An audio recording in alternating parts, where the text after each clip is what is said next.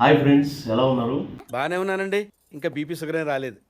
నేను మీ నీలకంఠ మిమిక్రీ.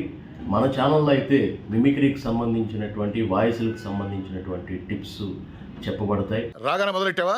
అలాగే ఏ వాయిస్ ఎలా ఇమిటేట్ చేయాలి, బేస్ వాయిస్ ఎలా ఉంటుంది, నార్మల్ వాయిస్ ఎలా ఉంటుంది, ఫిమేల్ వాయిస్ ఎలా ఉంటుంది, హస్కీ వాయిస్ ఎలా ఉంటుంది, ఇలాంటి వాయిస్కి సంబంధించినటువంటి అన్ని రకాల సలహాలు, సూచనలు, టిప్స్ మన ఛానల్లో అయితే ఇస్తాం. ముందుగా ఈ వీడియోని పూర్తిగా చూడండి. సబ్స్క్రైబ్ చేయని వాళ్ళు మాత్రం సబ్స్క్రైబ్ చేసుకోండి.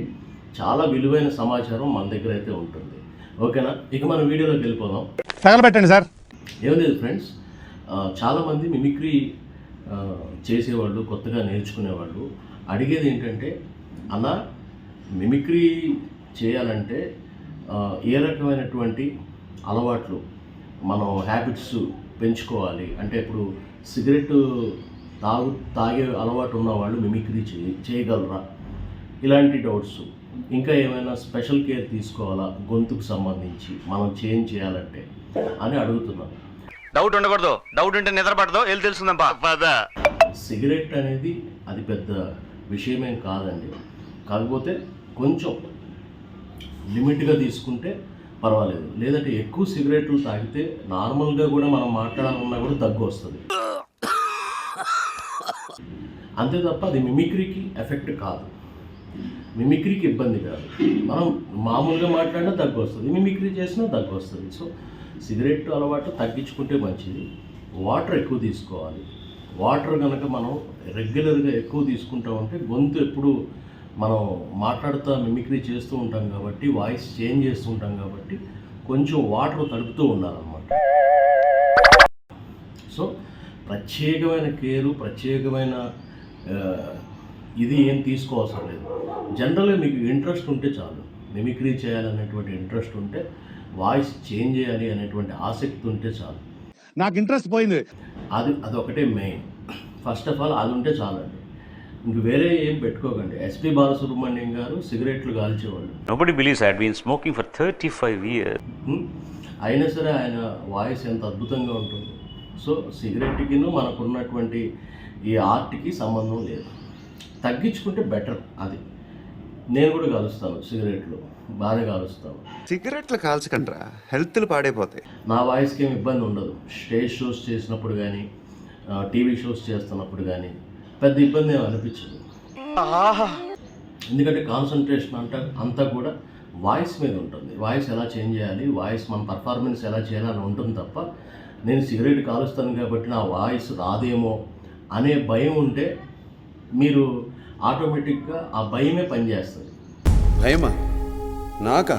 సో ఎప్పుడు కూడా భయపడొద్దు, అలా అని తప్పులు చేయొద్దు, అలా అని హెల్త్ ఖరాబ్ చేసుకోవద్దు. మంచిగా ఉండండి, ఆరోగ్యంగా ఉండండి. ఒకటి అలవాట్లు ఉన్నా కూడా, సిగరెట్ అలవాటు, మందు అలవాటు, ఏ అలవాటు ఉన్నా కూడా మిమిక్రీ చేయడానికి ఏ ఇబ్బంది లేదు. ఈ మాత్రం ఇస్తే చాలు, చెల్లరగిపోతారు. సో మీరైతే హ్యాపీగా మిమిక్రీ చేసుకోవచ్చు. మీ అలవాట్లు తగ్గించుకుంటే మంచిది, లేదన్నా కూడా కంటిన్యూ చేసుకోవచ్చు. ఇంకా మనం మొన్నైతే నాగార్జున గారి మిమిక్రీ టిప్స్ చెప్పాను. అంటే ఆయన ఎలా గ్యాప్ ఇచ్చి మాట్లాడతారు అనే దాని గురించి వివరంగా చెప్పాను. ఎత్తి కొడితే ఎట్లా పడతావు, సుర్రు సుమ్మైపోద్ది, వాసివాడితో సదియ్య. నేను మొన్నటి వరకు విజయవాడలో ఉన్నాను. మన ఎలక్షన్స్ ఉన్నాయి కాబట్టి ఓటింగ్కి అక్కడికి వెళ్ళాను. అక్కడ చిన్న చిన్న పనులు ఇవన్నీ చూసుకుని నేను నిన్నే వచ్చాను అన్నమాట, హైదరాబాద్. ఫ్లవర్స్ దండండి. ఇక నుంచి మనం రెగ్యులర్గా ఈ వాయిస్కి సంబంధించినటువంటి టిప్స్కి సంబంధించి నేను మీకు అందుబాటులో ఉంటాను. మీకు ఏ రకమైనటువంటి డౌట్స్ వచ్చినా, ఇప్పుడు ఇలా సిగరెట్ కాల్చి అలవాటు ఉంటే మిమిక్రీ చేయగలమా లేదా అనే డౌట్ ఎలా చెప్పారో, అలాంటివి మీకు ఏమైనా డౌట్స్ ఉన్నా కూడా కామెంట్లో చేయండి. కామెంట్ చేసి దాన్ని బట్టి నేను వీడియో చేస్తాను. మనం ముఖ్యంగా ఈ వీడియోస్ అయితే మీకు వస్తాయి. ఇప్పుడు మన నాగార్జున ఎలా వచ్చిందో అలాగే ఇంకొక వాయిస్ కొంతమంది బాలకృష్ణ గారిది అడుగుతున్నారు,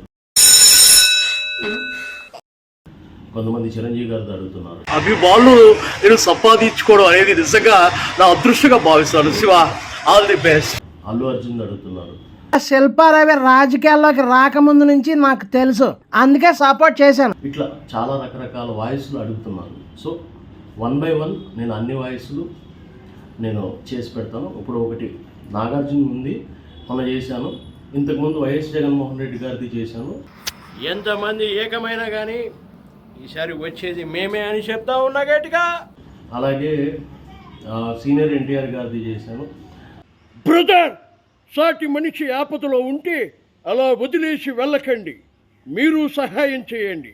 వాయిస్ ఇమిటేషన్కి సంబంధించిన టిప్స్ అట్లా కొన్ని వీడియోస్ అయితే చేయడం జరిగింది. నేను వాటిని డిస్క్రిప్షన్లో లింక్స్ అవి పెడతాను, పాత వీడియోస్ కూడా, అవి కూడా చూడండి. ఇప్పుడు రాబోయే రోజుల్లో కూడా వీడియోస్కి సంబంధించి టిప్స్, వాయిస్కి సంబంధించి టిప్స్ చెప్తూ ఉంటాను.